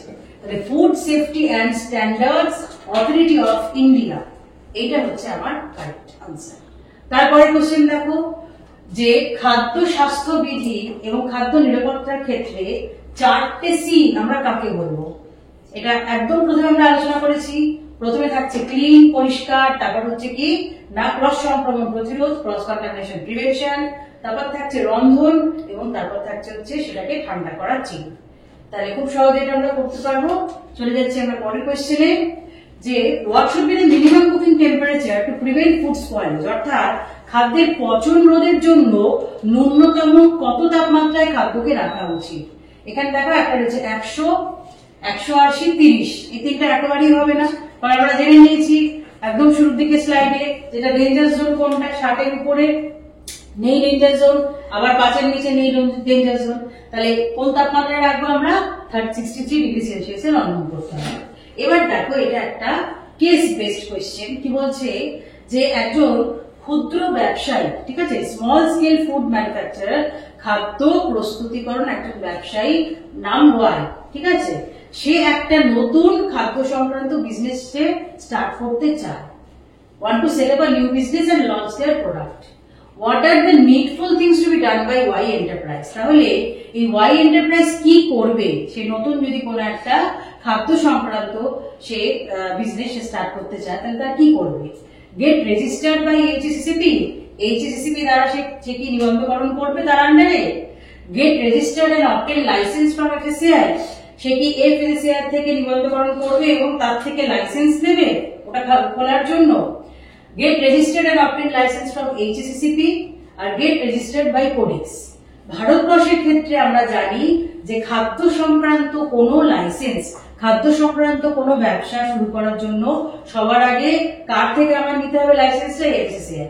তাহলে এখানে এইচএসসিপিটাও খাটলো না, এখানে এইচএসসিপি লাইসেন্সও দেয় না, রেজিস্ট্রেশনও করায় না, আবার কোডেক্সও কিন্তু করে না, করে একমাত্র কি ভারতবর্ষের ক্ষেত্রে করে হচ্ছে এফএসসিআই। তাহলে সেক্ষেত্রে আমার এই আনসারটাই কিন্তু কারেক্ট হবে।